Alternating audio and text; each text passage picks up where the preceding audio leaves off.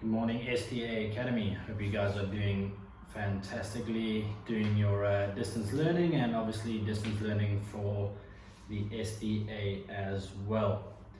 So last week we went through a whole bunch of different sprints, sprinting mechanics, how to do it, how to conduct your accelerations, how to conduct your top speed. Now a big component of your sprinting or speed in general is power. What we're going to be looking at. We're going to be looking at power development. Now power development, probably the easiest way to do it for youth development is through jumps and throws, but today we're just going to focus on the lower limbs, so your lower body. So when we're conducting these lands and jumps, we've got to make sure that we're doing them correctly.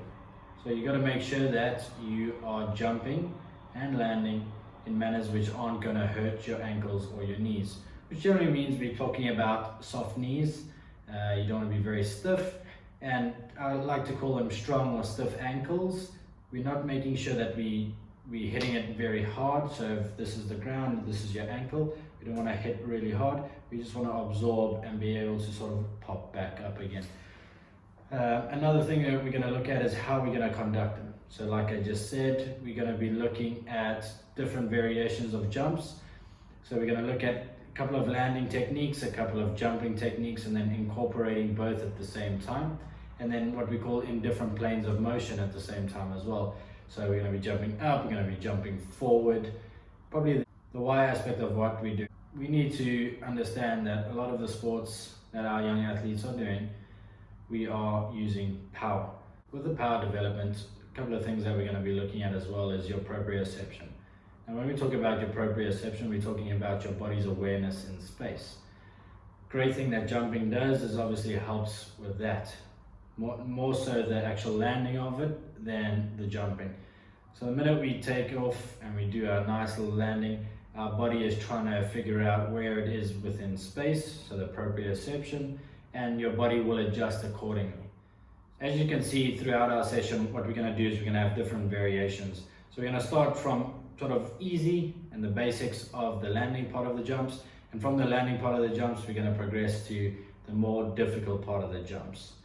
So why do we do that part first? So if you have a look at the jumping part, the most difficult part that is jumping, or the most difficult part of jumping, is the actual landing.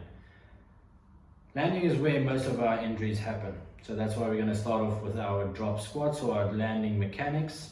So what's going to happen is you're going to jump off and conduct a proper squat landing. So from there, then we start to develop as to what we need to do. We need to jump, and then in order for us to jump, we need to land, on and so forth. So what will happen is, as you'll see in the session, we'll start off really easy and we'll progress, get more and more difficult. If you feel like you're stuck at a certain point within the jumps or the landings, just keep going at the exercise previous, and then once you feel like you've mastered that, you sort of keep going on with the different exercises and we progress from there. Let us know how you guys get on.